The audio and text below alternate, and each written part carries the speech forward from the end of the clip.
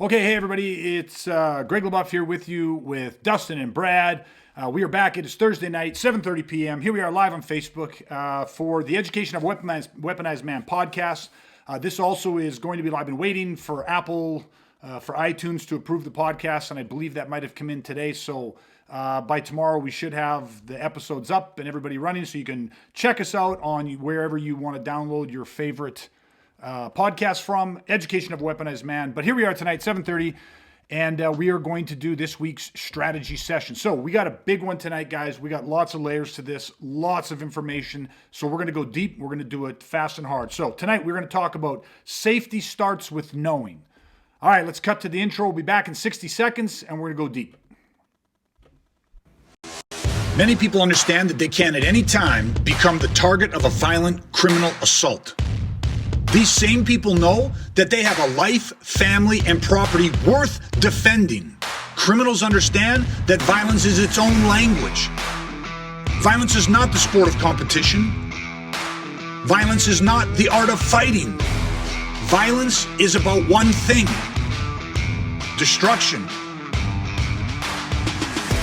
There are those who believe that violence, even in self-defense, is morally wrong.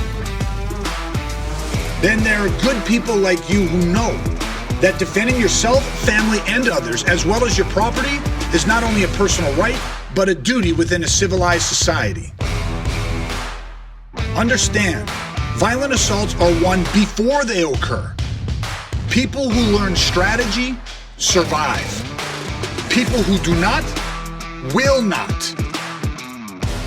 For those brave people who believe life is precious and worth defending, welcome to the Education of a Weaponized Man podcast.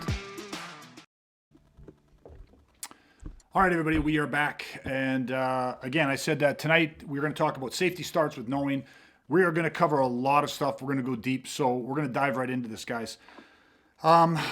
Safety starts with knowing. Now, again,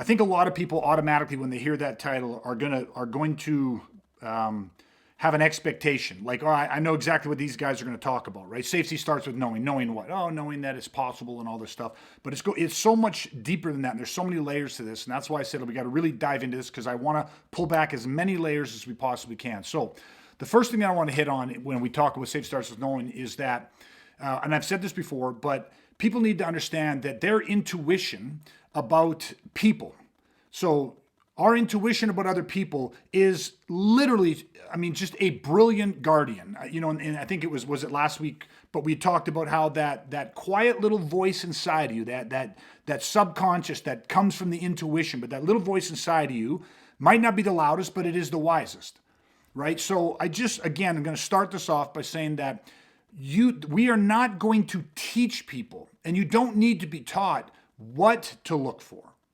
Right? You don't need to be taught, it's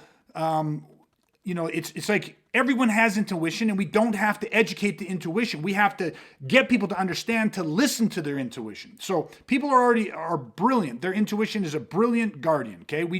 People know how to read people, boom, period. Okay, but here's the first point.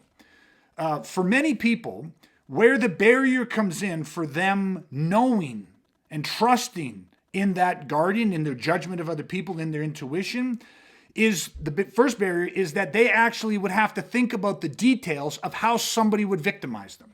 And those details, the reality of that is really hard for people to get their head around. Now, we went into this deep because we talked about hard realities. But again, we need to revisit this because now we're pulling back even another layer on this. And I just want your guys' visceral opinion about this, right? Because you guys have 20 plus years of experience each, right? You've each been doing this for 20 plus years. We've had many conversations, and you guys intimately understand what it is to delve into the criminal mindset and study and understand the details of violence. And it can be, violence is, again, what's our saying, right? Violence is rarely humane, but it is always human. And so let's just hit on that part first. Once again, how do we get people to drop the barrier and say, I need to take a real hard look at what violence is, the details of it. I got to study it, not just accept that it's there. I got to study it. How does that play as a barrier in your mind to people really kind of accepting again and understanding that their safety starts with knowing? I think that like the first thing that pops in my head is getting real. And what I want to talk about with that is that, I think when people think about violence, um, there's always the realm of possibility, right? It's like, well, it could be this and it could be that, and it's like, well, no, like let's bring it to what is probable, because anything is possible. We've talked about that before in the past, but it's like, what is actually probable when it comes to violence? Like, let's get real with it. Let's address it. Let's understand it, and let's not fantasize it and take other kind of factors into play, like take the media and take movies and all that shit, because that's all it's all fake. It's fucking Hollywood, right? So again, I think for me is of again being able to accept it is really being able to address what is actually probable with violence, and just getting real with it is the biggest part of accepting it, for sure. Perfect. Dustin? Yeah, kind of come at it from a different angle. When you say like, oh, safety starts with knowing, it's like the thing that always kind of pops into my head is like, you don't know what you don't know, and I think that's kind of the thing for most people is if as soon as you start to talk about safety, they're like, oh, what do you need to know about safety? Where's their mind gonna go? Almost always solution. What's the solution? What's the solution to safety? Techniques, right? Like, what do I need? What do I need to show me how to do that? Show me how to punch. Show me how to whatever it is. I mean, we've talked about this before, but what are other, so-called self-defense, systems? How do they promote themselves? It's all technique based. It's all solution based. And it's like, well, how can you try and work on a solution when you don't even understand or own the problem? A few weeks ago we talked about violence being a language, and it's like there's a whole language to violence that you can learn to speak if you study it. And until you do that, you can't apply a solution. So that's just where I get hit when it's like, well, you don't know what you don't know, and it ain't the solution that you're lacking. Not first anyway. Yeah, 100%. It's kind of like that's putting the cart before the horse, right? So 100%. Matter of fact, for what both you guys just said, if I can help like create an image that people can maybe put in their mind, just think about it this way. On one side of an equation, okay, let's look on, two sides of the road, right? On one side of the road, you have safety. And then on the other side of the road, you have violence. Okay, so here we are. We want to live in safety, and here's this criminal element that uses the tool of violence, and they use it to debase, dehumanize, and destroy innocent people. I mean, that's how they gain. That's how they profit. That's how they're going to benefit. So you have safety and you have violence. In between that, the space in between that, the road in between the two sides of the street, if you could imagine putting up a barrier, like some sort of protect, like a shield, okay? Safety and violence, and the shield that you put in the middle of it is ignorance. Right? Like, does anybody think even for a second that ignorance of violence, ignorance of how criminals operate, or ignorance of the fact that it's even possible, does ignorance on any level provide any solution? Like, does anybody actually think that that's the barrier, right? There's a survivable value in just plain fucking ignorance. But what each of you is talking about is there's safety and there's violence. You're living your life and there's violence, and at any point, the violence tries to cross the road. We don't get a choice. Violence doesn't fucking ask. It doesn't look for consent. But what if in between the safety and the violence, there's details? There's the realities. There's the acceptance of the realities. There's an intimate understanding and knowledge of the details, right? And that's what we're saying. So when you say safety starts with knowing, the defense, the shield, the buffer in between, that at least mitigates the potential of damage or just the potential of even being exposed to violence, is acceptance of the reality of it. It is the details of it. That's a great analogy for people, I think to operate off of, because ignorance is unfortunately, though, what a large percentage of the population use as a shield. And why? Like, ignorance has no effectiveness. Right? Like, I can't think of a single value that ignorance, because what's the definition of ignorance? Like, ignorance isn't like, I didn't know. Ignorance is knowing and choosing to ignore. That's ignorance. So it's completely different if, like, you just, whatever reason you like, I had no idea. I've never read a newspaper. I've never been out in the world. I had zero idea that confrontation, conflict, violence, interpersonal human aggression, I had no idea that stuff existed. So being unaware of something is completely different than ignorance. And so that's the first thing that we need to hit people with, right? Is that ignorance has no survivable value, yet that is the shield or the barrier that people put up. Do you guys agree with that? Oh, Absolutely. 100%. It's When almost you like ask, I was just gonna say, when you asked, like, does anybody actually think that that would be some sort of a defense? And it's like, well, no, I don't think anyone truly thinks that, but people sure behave like they think that way, right? Because most people don't do anything. Do you know what I mean? They do know on some level it's out there, and they just choose to be in denial and ignore it. Okay, so just something with that, like, because I 100% agree with what you just said. Something with that just hit me that it's like, you know, like, actually, this will segue into the next point, right? Like, so you have somebody that's ignorant, and they choose to be ignorant of the realities of the world, the safety, whatever it is. Those people that choose to go, like, I believe that, like, they are like, that's a decision that they've made. That is conscious. Like, that's an action that they have taken. Because again, ignorance is like you choose on some level to ignore the realities of something. Why? Because it's not palatable to you, or it's not convenient for you, or whatever it is. But they have, and I think a great analogy for this is that it is often the people that use ignorance, so safety, violence, and that use the ignorance, they most blindly invest in that protocol. Like, meaning this, they most blindly invest in the fact that they relinquish responsibility to somebody else. And I want people to really, I want to put it this way. They are the people that most blindly invest their faith in the school principal, in the teacher, in the police officer, in their neighbor, in the guy that cuts their lawn, or the guy that packs their groceries, or in their boss or their coworker. These people blindly invest in those other people, despite what they might be seeing, despite any signals that they might see. Because last week, or one of the podcasts, we talk about early events. We talk about, you got to see it for what it is. And so I just want you guys to just kind of feedback on that analogy again of how, most people that are ignorant are not just ignorant and then neutral. The people that use ignorance are heavily invested. Like, they turn over more of their safety. They blind trust into more people because of the ignorance. So I think that there's a cause and effect there. Versus if somebody, let's say you have someone that goes, listen, like, maybe they only see 10% of the realities.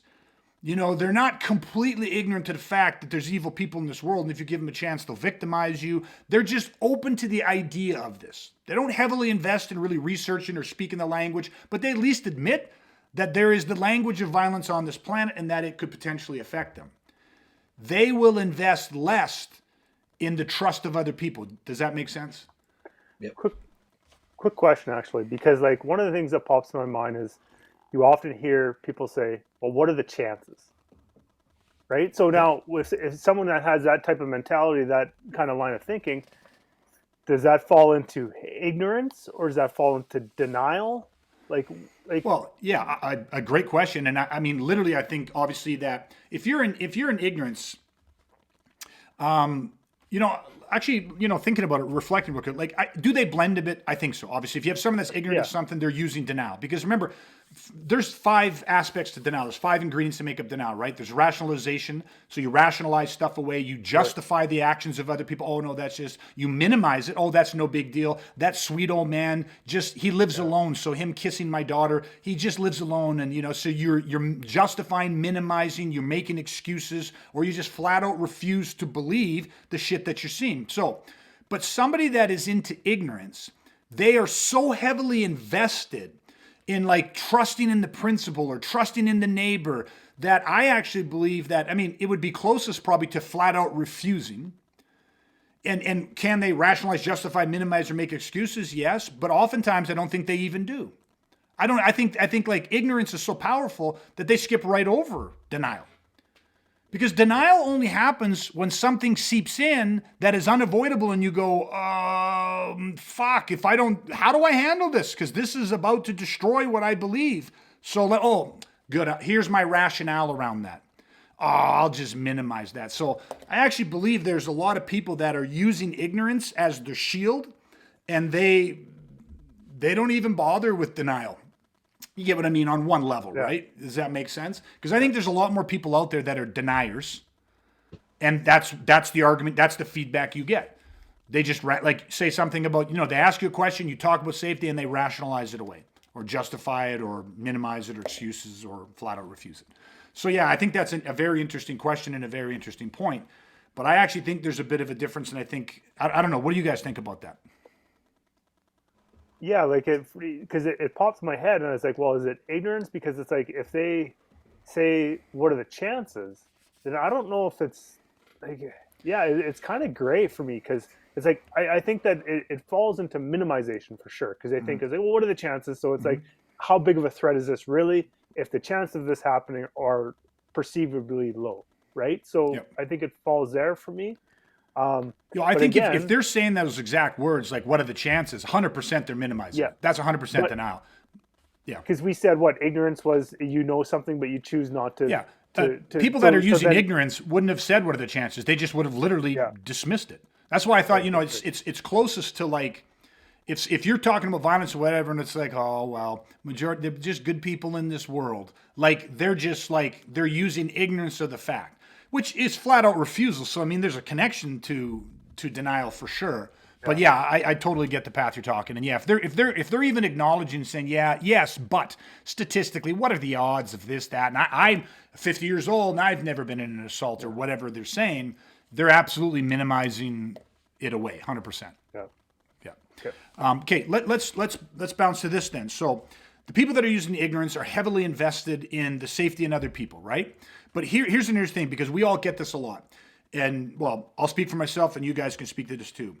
One of the big pushbacks, one of the justifications people use, which is denial, one of the justifications people will use when they find, you train, you this, that they will justify it by saying, listen, I get it. And, I think it's great that you do that. However, I personally couldn't really do that, because I would hate to live my life in that type of paranoia. Like having to be out there, walking out there, and every time I'm with my family thinking, somebody's going to get me, the bad guy's coming, everybody's a criminal. They constantly want to justify why they don't want to look at the realities, and they justify it and try to label us as worriers. You're living in paranoia and that worry, and I just couldn't take the stress of that. But what's interesting to me is that these people that actually heavily invest, like the ignorant people, they heavily invest in the faith of other people. They are actually the ones that worry the most. So, I mean, we're obviously talking ignorance as well as deniers, but they are actually worrying far more than anybody else. Far more than anybody else. And why is that? Right? Why is it that why do you think that I would say that the people that ignore it the most worry the most? Can you guys, what do you think that link is there?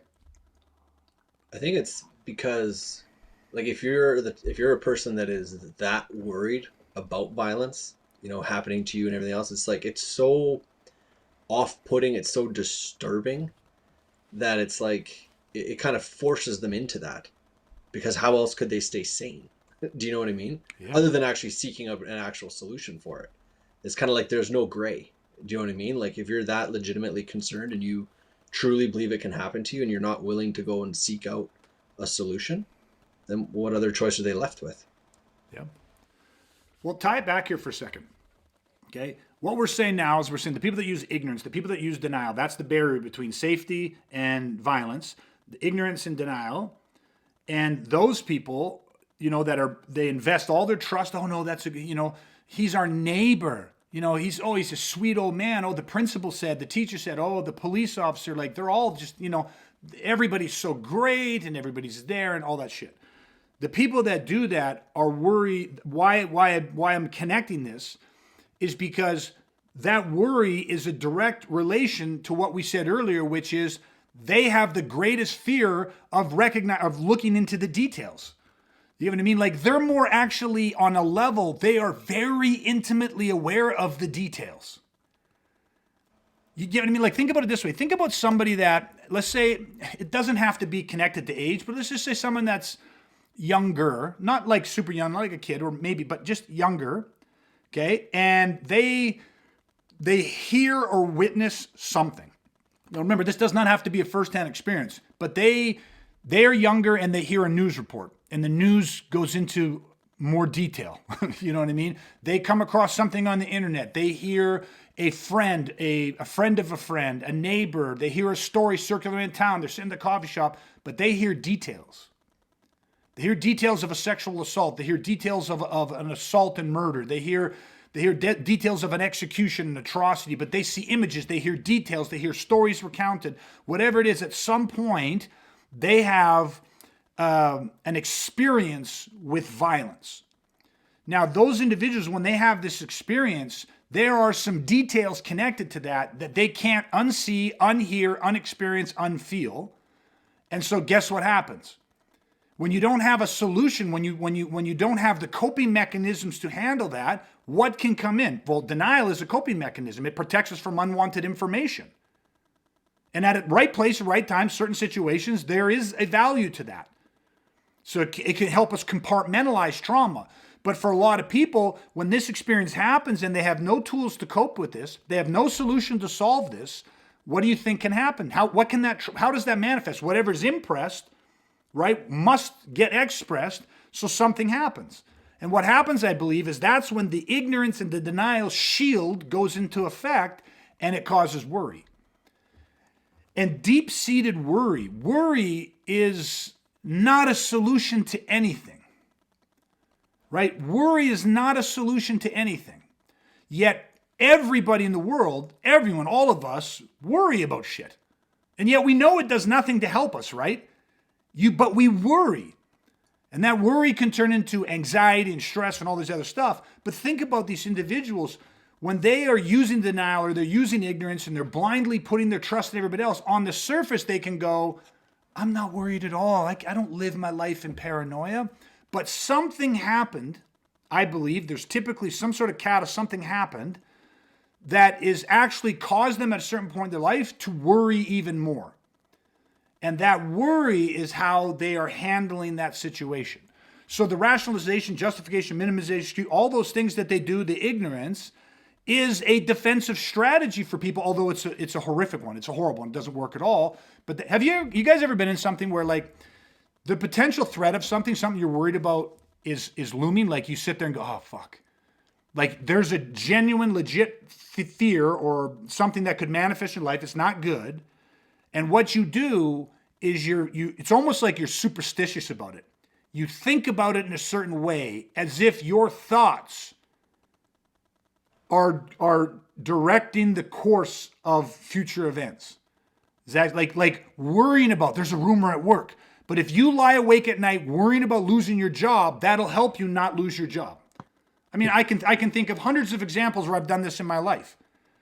You sit there and you think about it and you hope and you pray and you look at the signs and then you start trying to read and, well, that could mean this, but it could mean this. And so you worry, well, am I reading it right? Is it wrong? Does this mean this? It's like we have a very hard time as human beings just accepting facts.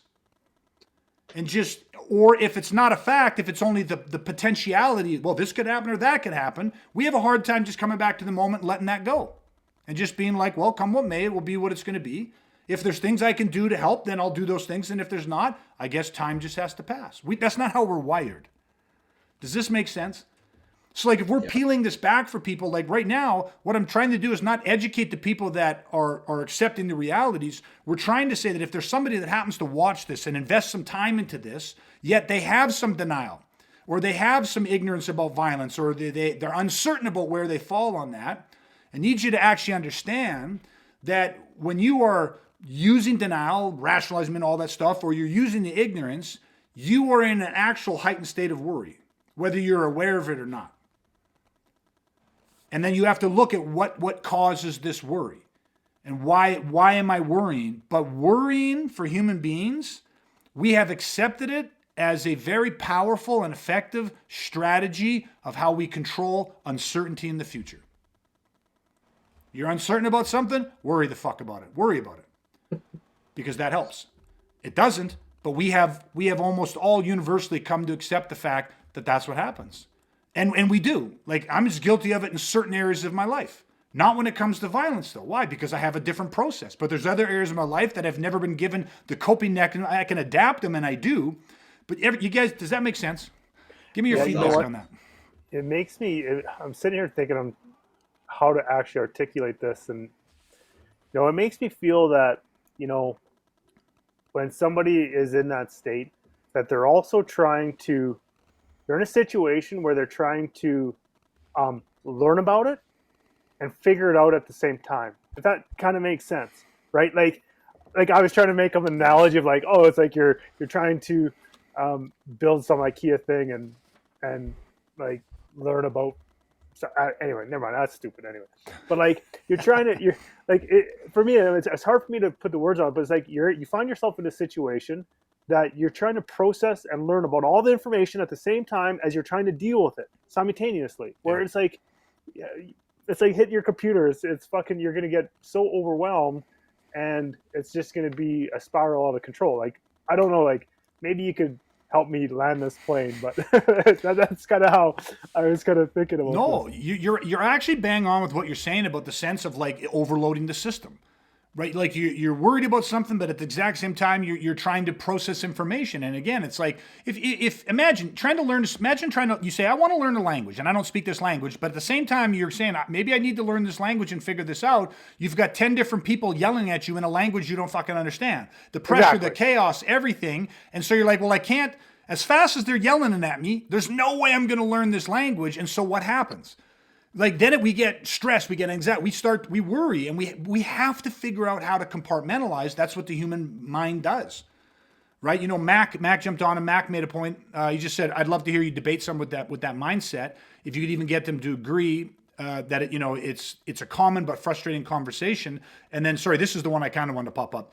You either worry about it or you give up complete control. Okay, whatever happens, happens. That's the one I want to pop up. Why? What is that state?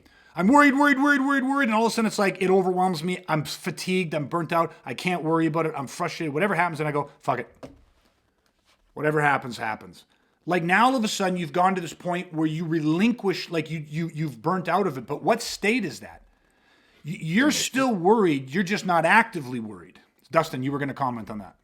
Oh, you said, what state is that? I said submission. Yeah.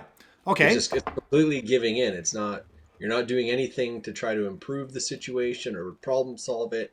You're just completely submissive to external events, right? Yes, and not taking any action moving forward. Yeah, none whatsoever. Now, think about it this way. Is there a difference between somebody that goes, fuck it, like I give up, like they submit, I give up, and now they're just a cork in the ocean, and where the current takes them, it pulls it under, it goes under. If it pops you up, it comes up, left, right, whatever it is, and they're defeated. Is there a difference between somebody going into that state and somebody worrying and going, you know what? I'm making myself sick. Worrying is not a strategy. It's not effective. And so they move into a state of acceptance. Yeah, I have a perfect kind of example of that. Would be instead of whatever happens, happens. That's that total just give in, go with the flow, the cork in the water kind of thing like you're talking about. And it's kind of like, fuck it, right? But I think what you're alluding to is, it might on a very surface level seem the same, but it's completely different where somebody goes, fuck it, come what may, yes. Are saying. And I think that's what you're driving at, is like, because you can do that too. Yes. You can be like, whatever happens, happens, because I'll figure it out, yes. Because I'll deal with it, because yes. I'll problem solve it. Do you know what I mean? So it's the exact same saying with a very different mindset behind it. Yes. You see, the person that goes, fuck it, whatever, I'm done, I can't do it anymore, they're still worrying. Yeah. They're still worrying. They just have entered into a different state of worrying, right? When something's new and you worry, and let's just think of it like active worrying. Like something happens, oh, fuck, this could be this. So we worry. We're actively worrying. And then maybe it gets to the point, and people can actively worry for months or years, you know what I mean? And then it's anxiety and stress and all these things, and their body goes into, like, it's gonna manifest. in a whole bunch of different areas of your life. And then they come to a point where they're like, fuck it. They're defeated. They're still worrying. They are just now submitting to the worry. They are allowing the worry to consume every aspect of their life. But they're still worried. Like that is, again, where the denial, they'll just either go into a state of flat out refusal they just don't want to talk about it. They don't want to acknowledge it. They're still worried because their physiology, their mindset, their internal dialogue, their emotional states are all still worrying. It's just they cannot sustain conscious worry anymore because it's just adrenal fatigue. Like they've burnt out, but they're still in a state of worry. Right? Versus, like you said, of moving into the moment, moving into acceptance and having a different, come what may attitude, because those people are, I guarantee, actively doing things to move them through, because the only way out is in, right? The way out is to go inward and take control of the only thing you can control, which is you and your reactions and your focus and your meaning you're attaching to it. And those people are doing that in that moment. It's a very different state. That's not worry, that's action. So I know it's a deep concept, but it's really important for people to understand this. And now let's jump to the next side of this, because I'll say the statement, and if I was taking notes, I'd write this one down. Worry enhances risk. We spend all this time talking about worry, right? Because it's ignorance and denial. You are really in a whether it's a conscious or subconscious state of worry. And of course, worry, anxiety, stress, those are linked. So that's the state that you're living in. But I want people to understand, I said that most people think that when you worry about, you know what it is? It's like a hockey game. It's like people are superstitious. They're watching the game and somebody says, oh God, I hope the other team doesn't score in the last 10 seconds. People are like, what the fuck did you just say? Like, why would you say that? You can't say that. It's like, I've been worried about it. And it's like, if I don't say it, if I don't acknowledge the evil, the shit won't happen. And then you fucking say it. It's fucking game 7. There's 60 seconds left. You say, I hope they don't score the next day. You fucking just jinxed everybody. Like the ripple effect that it's like Thanos' step, half the planet disappears because you said it. You're a moron. And people are like that. That worry, right, they think is helping them. They think it's a shield, but it's not. So you have to understand that if you're in an active state of worry, you got to recognize that. Worry does nothing. But here's the thing. Worry actually enhances the risk, meaning it puts you at greater risk. It puts you at greater risk. And why is that? Because what happens is, if there's a state of worry, our brain has to clearly identify what the worry is. And almost always, when it originates from worry, our brain will find something that is more illusion-based or pedestal-based than reality-based. Because I'm worried, and my body, my mind, my state goes, this guy's fucking worried. Well, let's let him worry about this thing. You know what I mean? And it'll create a dragon out of a gecko. You know what I mean? And my mind can turn a gecko into a fucking dragon. And that's what worry does. And here's the thing is, or we worry about it and we worry about something that isn't even the fucking reality of the situation. Let me just use an example, right? Parents, as a parent, you guys are parents.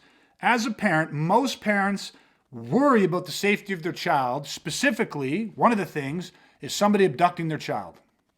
The white van scenario. Kids walking home from school, kids playing out in the front yard, kids at school, some white van drives by, some guy walks by, he's got his dog on a leash. Oh, hey kids, or got the leash, no dog, I lost my dog. But somebody grabbing and abducting your child, that's a massive worry for most parents. That's the fear. The problem is this. It's not that that doesn't happen, but the reality is when you don't have ignorance, you're not in denial, when you look at the realities and study how children are sexually assaulted and molested and abused, right? The reality is it's not the stranger in the van. So your fear of the white van creeping into your neighborhood and somebody grabbing your child is statistically far less relevant than the fact, the hard fact, that it's somebody you fucking know.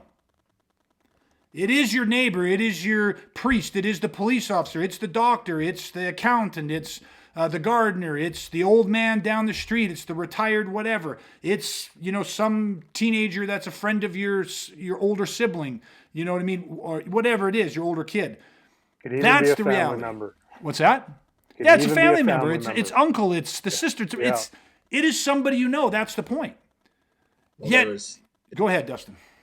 I was just gonna say, like, I assume I don't know how it all works, but you guys probably got it too. A lot of Alberta probably got it. There was an Amber Alert today. That's right. Yes, You I know, did get that little notification. boy was abducted by his mom, and obviously wasn't supposed to be with her. There wouldn't have been an alert. You hope like crazy that he's still safe, being that he's with his mom, but he's not supposed to be. That's why there's an alert. So you know, that's sometimes that's who you have to worry about. That is the point, 100%. Yes. Now, hang on. Just because you hit that, and hey, I just wanted Junior Olson popped up. Hey, Junior, so cool to have you on, man. And we can't wait to get you back on the podcast. But I'm going to come to your question in a second. But Dustin, I want to hit yours, right? A lot of us, and tell me right or wrong, agree or disagree. The Amber Alert comes out, and you say there's a child that's been taken, and then you read been taken by his mother or been taken by his father, whatever the case might be. Does it not change your perception of the situation? See, for a lot of people, they go, oh, well, at least he's with his mother.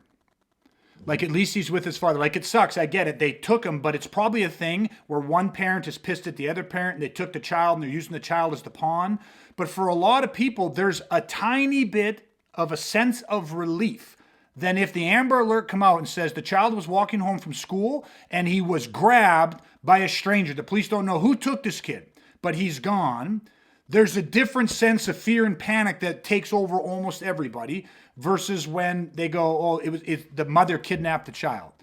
Because right away, there's a different backstory to it, right? Again, what's the perception, what's the perceived fear that people really worry about versus what's, you know what I mean, almost less of a fear, yet the reality is that it's by somebody they know. So that child could be in just as much, if not greater danger than if it was a complete stranger that abducted him. I mean, obviously, clearly neither is what we want. But we're talking about how worry enhances risk. And I don't know, but for you guys, but there is that difference. And I don't know, did you guys experience that or feel that, or do you think other people do, or do you know other people that feel that way? And I'm basing what I'm off of, not only off a feel that I could have as a father, right? But I'm basing it off people that I've talked to when these types of Amber Alerts go out. And often in that conversation, people go, oh my God, did you hear about, you get that Amber Alert? It's so sad. But it's quickly like, well, hopefully they'll find the mother. It's probably some sort of dispute between custody and this. And it's like right away, it gets notched down in the severity in their mind versus there was a while, and it was probably a year or so ago, but an Amber Alert went out where it was, they didn't know who took this kid. And I mean, everybody was talking. I went to the grocery store. Everywhere I went, everybody was talking about it. Everybody was looking for that person because they go, some fucking stranger has some poor kid. Some parent is out there terrified and this stranger has their kid. And what's the stranger going to do with that kid? That kid's going to be dead. We have, you know what I mean? Like there's a massive sense of urgency and rightfully so. But I'm just saying, why is there a difference here? If people think there is. Well, I think there is a difference because even knowing that I think we could all agree that both situations are the unknown. Yes. But like the outcome is the unknown. But you're right, it's the minimization again because people are like, well, if the child is with a parent, the mom or the dad, doesn't matter. It's like, oh, well, at least, you know, like, but here's the thing, like I saw it come in, I didn't read it fully, but I don't know the situations. I don't know the relationship. Like to me, like that outcome, you know, like it's still the unknown. But again, because there is a known piece of information in there with a parent or with somebody that is known, I think that it kind of puts people at ease a little bit, right? Well, you're 100% right. What's the neuroassociation? The child's with a stranger. Something, your child falls at the playground and suffers an injury, and he's with a neighbor. He's with a babysitter. His mom and dad were on scene. People right away is because our neuroassociation is that a parent has that child's best interest at heart. A parent will protect that child with their own life. So there's a lot of belief systems and neuroassociations that have been. But here's the reality. Here's what we're talking about.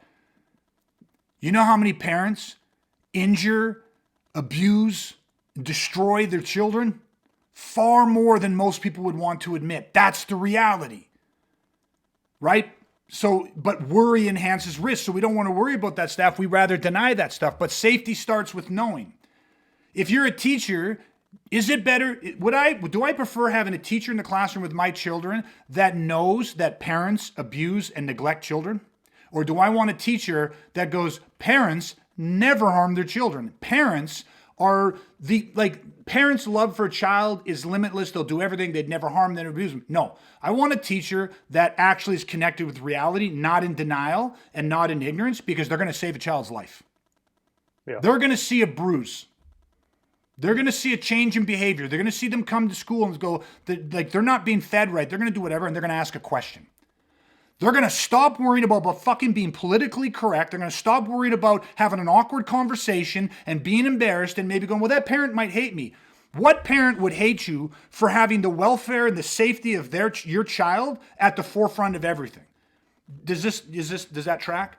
And that's what this conversation is about, right? Safety starts with knowing. So I'm just going to pop Junior's question up real quick, right? Because worry enhances risk. So what do you feel the control for the risk is?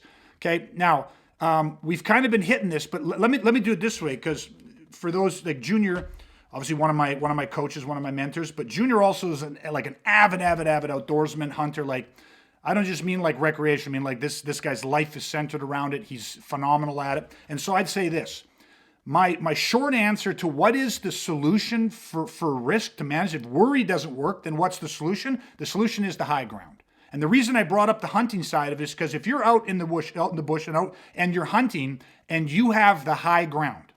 Now that I could mean literal, like you literally have the high ground, so you can see. You can see what's coming. You can see where the animal's going, what's coming, where he might move to. Like when you have the high ground. And now, literally the high ground, you have the advantage because you have the big picture. And you can better predict what may happen or what the possibilities are, like what routes, what trails. You can actually predict that. Now, if you don't literally have the high ground, what constitutes the high ground? What gives you the advantage? What gives you the advantage is the realities of what goes into hunting. That animals hunt or move or respond off scent. So do you put on a ton of cologne and then head on the wind and walk, so that you're downwind or upwind of the animal? So that the animal gets you get what I mean? So it's like the high ground / the acceptance of reality. That is always going to be the solution to any of the risks that we would face in any aspect of the world. The reality is let's talk about this subject. Let's talk about two, sex and drugs, real quick. As parents with kids, have a conversation with your kids about sex, talk about the fucking realities of it, or just say nothing and let them learn off the internet. Let pornography be what teaches them about intimacy and sexual relations between two consenting adults. That seems like a great idea, right? But I was so worried about making my child awkward or so worried about being other parents would perceive. You're talking to your kid about sex, you let your kid do this, you have these conversations. What's the judgment that's going to be placed on me? You see what I mean by the worry and stuff and how it's, so what is the best thing? Well, have the high ground, have the reality. You got a teenage boy, you got a teenage daughter, their hormones, they're going through puberty. What's the realities of that situation? Ignore it or don't. Worry about it, which does fucking nothing, or actually engage in the realities. Now, you still might get an undesirable outcome from that, but at least at least you've implemented the best strategies you possibly could. Right? So if you want to talk about sex, you want to talk about drugs. I want my kids to understand the realities of both. Yes, as their parent, you get to decide when they're ready for these conversations. But hopefully, again, you're being real with it because they'll be ready for these conversations before most parents are. That's a reality, right? Your kids are ready to hear about sex and talk about sex long before most parents are ready to talk about it. Same as drugs, same as whatever else is going on in life. So the high ground, seeing it for what it is, not worse than it is, see it for what it is, accepting the realities, that, my friends, yes, engage with the realities, 100%. 100%. That is the solution to, that is the counter to what most people do, which is just worry about the risk. I don't know, how did that resonate with you guys? Anything you want to jump in on that with that? I totally agree with what you said, 100%. I just hope I'm a long way away from those conversations. See what I said? The kid will be ready for it before the parent. Yeah. I do think I have a little bit of time. Yeah, I think it's not so bad. Yeah. Okay, let's bridge into this then, because what also fuels understanding the realities and owning the high ground is our intuition, and intuition is our greatest source of safety, right? It's those instincts. And I'm sure, again, guys like Junior or people like that, like whether you hunt, whether you skydive, whether you rock climb, I don't care what you do in this life. You rollerblade, you roller skate, you're going or skateboarding off half pipes. Whenever we do anything that has some risk, the people that do well, right, are the people that listen to their gut instincts.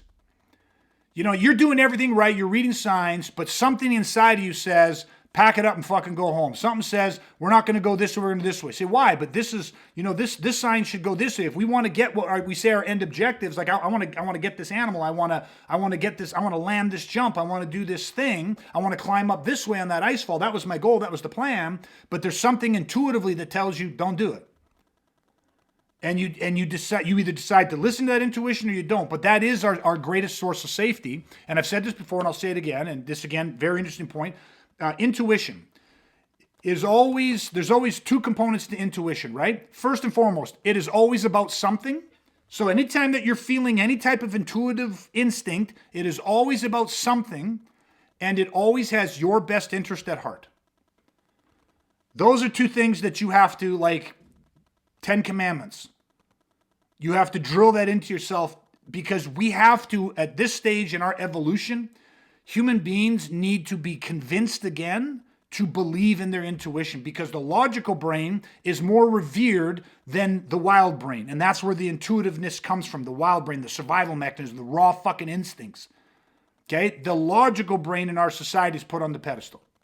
That's what's educated in schools. That's what's taught. That's what's is everything, like freedom, wealth, all these things that people are supposed to want in life. All of the greatest things to live a fulfilled life are all connected to the logical brain, 99% of them. So we're just, again, you know, it's like the servant has become the master.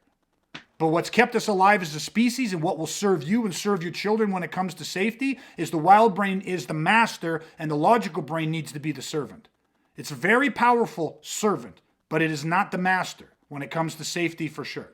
So that, I want people to make that flip and make that correlation and have that understanding. Okay, so I think, Dustin, you had said this, one of the podcasts, you brought it up, but I just want you to reiterate it again. What is our quote about waking up in the middle of the night to a room full of smoke? Yeah, if you wake up in the middle of the night and you notice the room is full of smoke, do you just get up and open the window, let the smoke out, and then happily go back to bed? Yeah. Probably not. Exactly. That's what it's like if you ignore your intuition.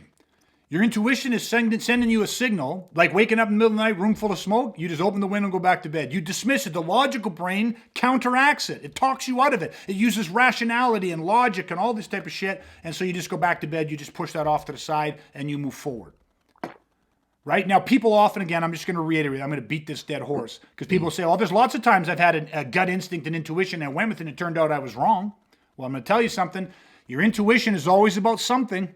So you might have misread it, but it was about something. Something was there, and it has your best interest at heart. If you or me, to you guys, as friends, the family, the closeness we have over 22 decades of training and living and growing together, if I did something to you guys or for you guys, and I just deeply felt it was a thing to help you and better your life, and it turns out that I was wrong, would you hold that against me? Would I and could I hold that against you if I genuinely knew that it came from a place of saying, of absolute caring? Most of us would be like, listen, it's okay. Shit happens. I get where you were coming from. It was completely to try to help me. And I appreciate that. How many times in your life do you have people around you that would do that for you? So your intuition is always with you, and it is always about something, and it always has your best interest at heart. Okay, so as you understand, when you start figuring out how your intuition works, the other thing that I love about this when we talk the wild brain, the logical brain, is the number one thing that it overrides is political correctness. When you get in touch, when the wild brain becomes master, you stop giving a fuck about being politically correct. You stop caring about protocols and procedures. You stop caring about comfort and saying, and you just start engaging in saying and doing the things that need to be done. Now remember, we're talking about this in the context of safety. I have two daughters. Dustin, you have a daughter. Brad, you have a daughter. And it wouldn't matter if, Dustin, you have a son. It's fucking equal. But I'm just talking from my experience. One of the things I know about keeping my two daughters safe is the thing that I have to teach them to do is not worry about being fucking polite, because women in this society are taught to be polite. They're especially taught to be polite to men, and specifically, even more specifically, they're taught to be polite to men in positions of power, wealth, prestige, authority, whatever the fuck it is, right? That's what they're conditioned to do. And that it goes to saying they're taught to women in the positions of power and authority, but more so to men. Who's most likely to victimize? The realities are that it's not some fucking street rat urchin living on the street who mustered up driving his rusty old white van. It is somebody that has money, that is in a position of affluence, that lives in a good home, that has a family of his own. It is the sheep, the wolf in sheep's clothing. Yep. And so when you teach your kid, the logical brain is great. Develop it, rational thinking, thought, problem solving, all this stuff. It's amazing, right? Logic, all this stuff. But it is the servant to the wild brain. Shit's going to happen in this world. Shit's already happened in this world. You're going to get pandemics. You're going to have crisis, natural, mechanical, human crisis. The shit's just going to, it's the way the world works. It's the way it always worked.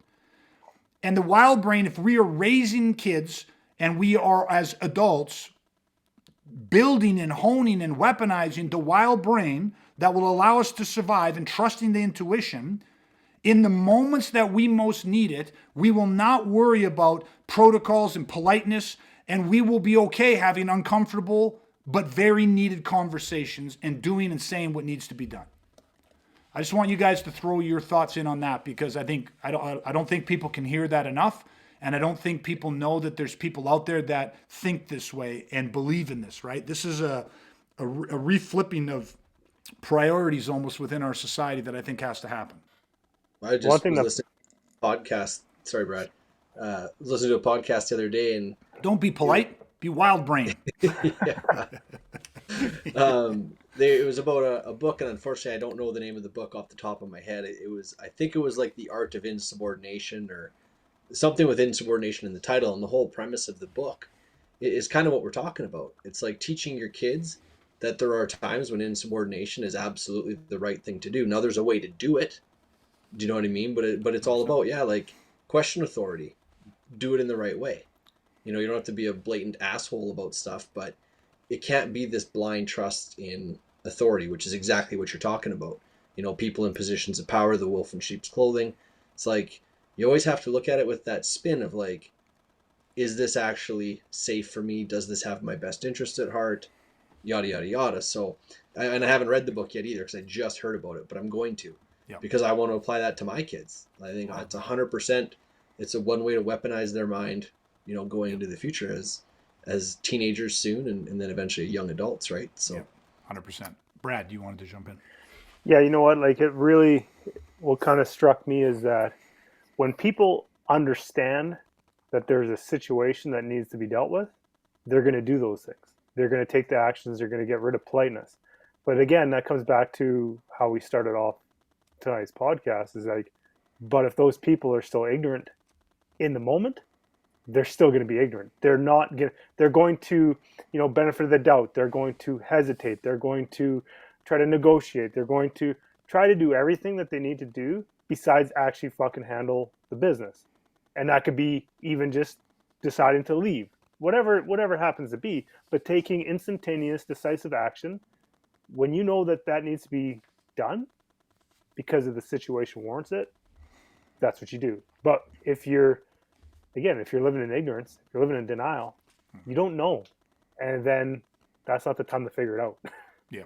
Well, let's be honest too, right? Like, when people face situations, like when people find themselves in a crisis, the human crisis is what we're specifically talking about. When people find themselves in interpersonal aggression, human crisis, where it is reasonable for them to assume they're facing imminent grievous bodily harm or death, the reality is that most people, they do not do anything. They do not take the right actions. Because of the denial, because of the ignorance, they end up becoming victims of that crisis. Now, absolutely, there are people that have zero training that defend themselves successfully against like overwhelming predatory criminal violence every single day with no training, because they listened to their intuition, because they responded, and that they fought back. And fight back, I mean physically, mentally, emotionally, spiritually, or all of it, whatever best served them, and they mitigated those damages. Even if somebody became the victim, the targeted, and became a victim of a sexual assault, meaning the person was successful in that assault, but that individual, on whatever level they intuitively felt they needed to, resisted physically, mentally, emotionally, spiritually, whatever it is. And that can come in so many different forms, right? There can be somebody who is sexually assaulted, and the way that they fought back was they used like unconventional behavior patterns, where in a way they submitted. But that way, and people go, that's not fighting back. But the way that they did it and the timing that they did it with caused it to, yes, they got sexually assaulted, but then the person leave, and they didn't end up dead. I'm just trying to show people that, like, resistance, like if you accept what's happening in that moment and you actively begin to resist in one way, some shape or form, whatever your intuition is telling you, that's what's guiding you. There's a story that I'll tell you, and this woman had a guy break into her apartment. And he assaulted her. He sexually assaulted her over a period of 3 hours. And within that assault, she did things that were not what most people think. She did things to help her survive and get through that physical attack. Now, he got up and he left the bedroom momentarily. A fraction of a second, he left. And in that moment, her intuition told her, get the fuck up and run. But her logical brain kicked in and said, if you run and he catches you, he will kill you.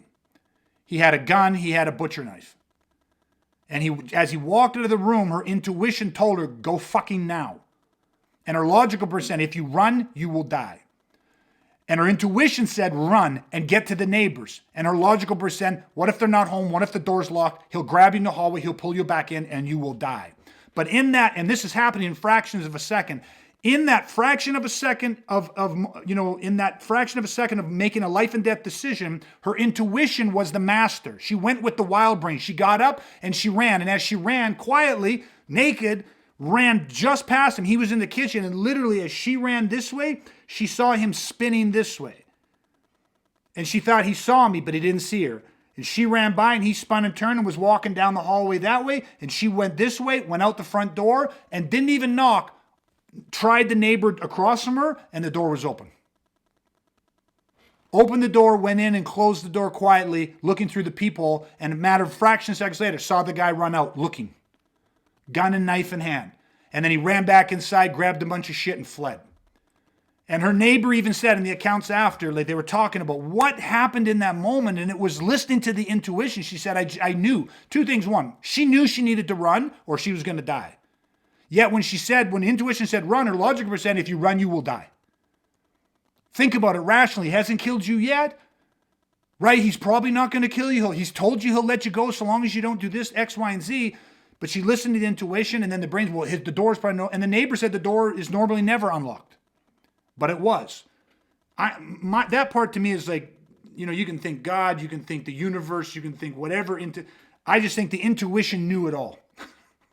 The intuition told her to run. The intuition knew that she'd get to safety. The intuition is just a perceptual level that's is just, I don't know, it's so interesting to me. So this to me is exactly the conversation that we're talking about, the battle that goes on inside of our mind, right? And then I'm just going to real quick, I'm going to put this diagram up and I'll just let it center in a little bit. These are how your intuition will communicate you. At the top is the lower level, like the low level of sounding alarms, and the bottom, fear, is the higher level sounding alarms. So nagging feelings, persistent thoughts, dark humor, anxiety, hunches, gut feelings, doubt, hesitation, suspicion, apprehension, and fear. Okay, so anyone watching this that wants this could screenshot this. If you're listening to this on the podcast, in the comments and the notes on the podcast, I'll attach a PDF that you could download to it. But here's the thing I want people to understand. All of those things, right? For each person, we are different. We have different personality types. Your intuition will speak to you in a different way. My intuition speaks to me in a different way than Dustin's does or Brad's does. Doesn't mean it works better or less. It's different because we're different. Meaning what? Personality types.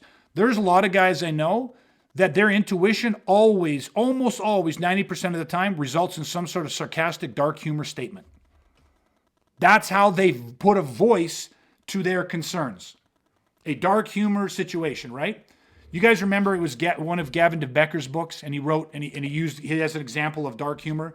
And there was I think it was a politician, or he was in charge of the forestry department or something like that. But he comes into the office early morning, all his staff is gathered around his desk because there's a package on the desk, a box. And they're sitting there, and the guys go, "Who's this from?" And everyone's like, "I don't know, we weren't expecting this. Who's this from?" Blah, blah, blah, blah, blah. So they're going to open it. And one person in the room stands up and says, "Well, if you guys are opening that, I'll be in my office when that bomb blows up." And everyone laughs, and he walked to his office. 30 seconds later, there's a massive explosion. Everybody dies but him. How? Why? What happened? His intuition sounded an alarm bell. Something didn't sit right. And it came out. So if he didn't put a voice to that, if he said, "I'm not going to say nothing because I don't, I feel this is, hey, maybe we shouldn't be open this, but I'm not going to say something because I don't want to come off as weird. I don't want people to laugh at me." But it manifested and it came out of him in dark humor. And this is important for each of us to understand who we are. How does our intuitive voice talk to us? How does it communicate with us? We can all experience all of these things, but there's going to be a predisposition for how we do it. Some people, they get hit with apprehension. Some people, it's suspicion. It's nagging, persistent thoughts. It's just a wrenched gut. It's whatever it is. So any comments on that, guys, for how anytime you've experienced it in the different ways on this list? I think looking at the list, obviously we've all felt all of those. And I don't think most people can articulate what those were, those messages of intuition. And you look back at times, and I can't think of any particular time that I felt it, but I know that dark humor has come out for sure. Because again, like I think it's an easy voice to to manifest in the real world. Do you know what I mean? Like it's easy to be like, "Oh, like that's this. I better get to my office before the bomb goes off." I'm sure a lot of people have had a thought like that regarding something. Do you know what I mean? So I think it's an easy way to bring that sarcasm on the table to kind of be like, to actually contextualize it almost. 100%. Yeah. Well, oftentimes we put our humors, we put our a voice to our fears and our worries through humor. And again, which is great. Coping. Yeah, we just have to recognize though that it's the messenger of intuition speaking to us. So again, it's always about something and always has your best interest at heart. So it's worth maybe unpacking a bit where this is coming from. Yeah, I think just what I would add is I think, people who haven't unpacked this, like, yeah, go back and look at that list you just put up of those things and study that and reflect back and be like, yeah, what do I tend to use, or what tends to bubble up or pop up mostly for me, or, maybe there's 6 of them, whatever it is, but it's like, but do you know? Because we spend all this time we have for weeks and weeks talking about intuition, how important it is, and you have to listen to it. We've been training ourselves as a society to ignore our intuition. Well, how can you listen to it if you don't even know when it's talking? Right? So knowing that like dark humor is your intuition, a lot of people probably wouldn't realize that. 100%. They would Well, they just just think, say "Oh, it's yeah, my sense of humor." I just make jokes. That's what I do. I'm funny.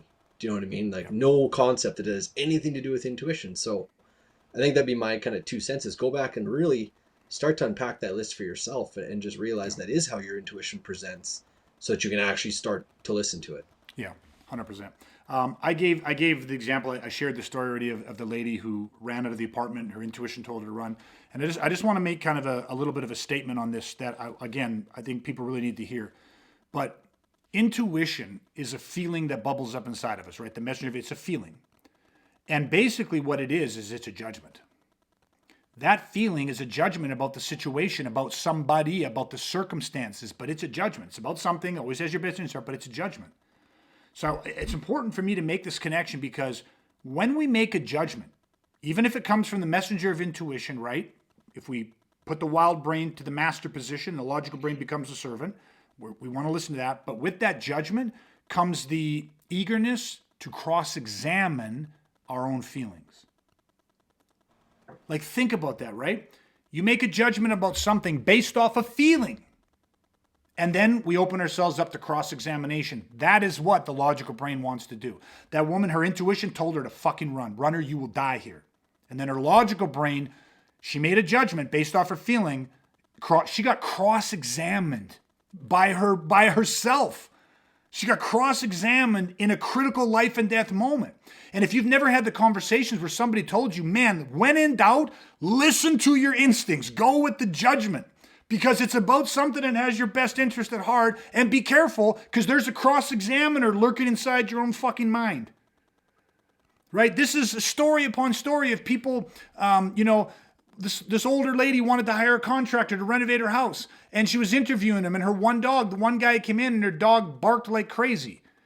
And so she said at the end of it to her friend, I wouldn't hire him because Fluffy didn't like him. The dog doesn't know shit about carpentry. The dog was not reading that the carpenter's energy. She was reading the owner's energy that she was giving off. The owner didn't trust that guy. Didn't like having him in her house, all this stuff, right? We're so much more willing to trust the instincts of an animal. Well, if my dog barks, you must be a bad person. Like whatever it is, right? So this cross-examination, we have to reveal that. You have to pull back the curtain on that and let people see what's going on inside of ourselves. So you're making a judgment based off the feeling, which is intuition-based. We want to cross-examine instead of honor. I want you to honor your intuition. And then think about it this way. Animals, right? They operate off instinct. And animals are not distracted by the way things could be, the way things used to be, or the way things should be. You invite a contractor into your home that you're potentially going to offer him work. You invite him into your home. He should not take advantage of you.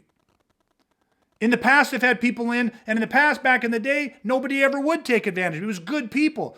You cannot be distracted. Animals wouldn't waste time with what used to be, how things should be, or how things could be. They don't do that. They just obey whatever they're perceiving.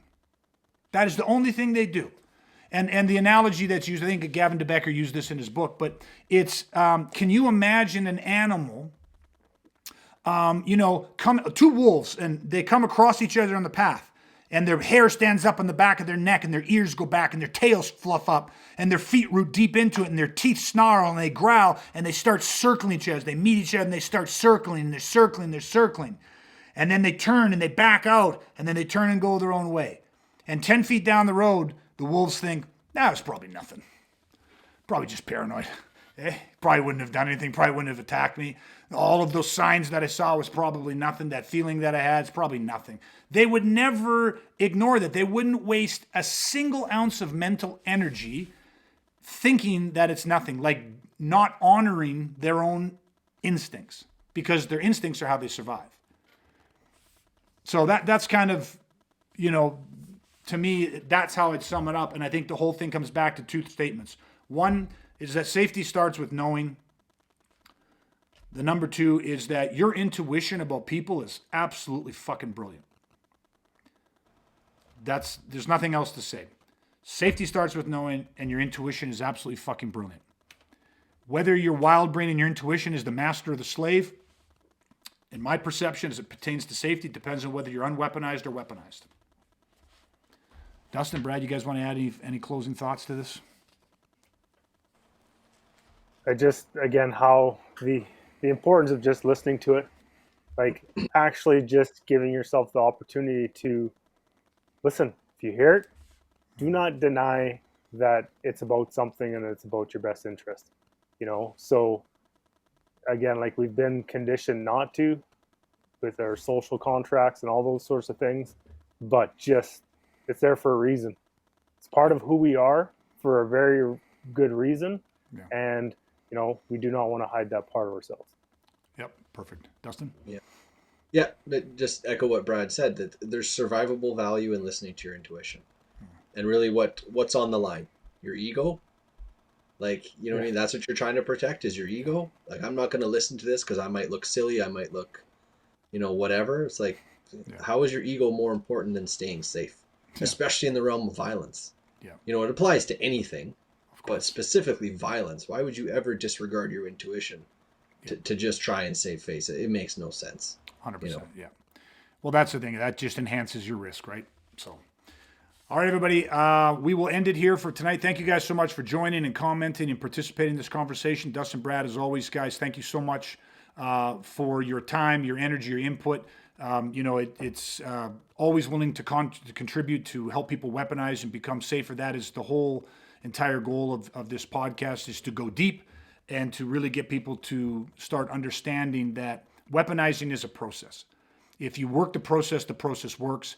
Anybody can become infinitely safer by weaponizing their mind and their body. It has nothing to do with skill and age and tools and strategies and all this stuff. It starts with a single decision to want to take responsibility, and that is it. When people make a committed decision to take responsibility for their safety, the safety of their loved ones or family, that's what it is. The rest of it is just a process. So thank you guys so much. I appreciate you guys. To everybody else, like, share, comment. Stay tuned. I'm going to show you 4 ways that I can help you weaponize in your life for free. Stay safe, stay weaponized, and we will chat again soon, everybody. Have a great night. Hey, thanks so much for listening. And listen, if you found this content valuable, here's 3 different ways that I can help you weaponize for free. First, grab a free copy of my ebook, The Education of a Weaponized Man. To get your free copy today, head to ebook.awakentheprotector.ca.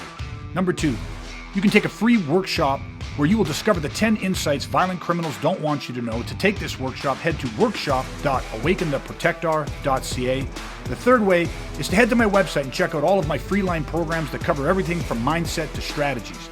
To check us out, go to awakentheprotector.ca. And finally, leave a 5-star review so that we can reach more good people like you who are ready to weaponize and rise regardless.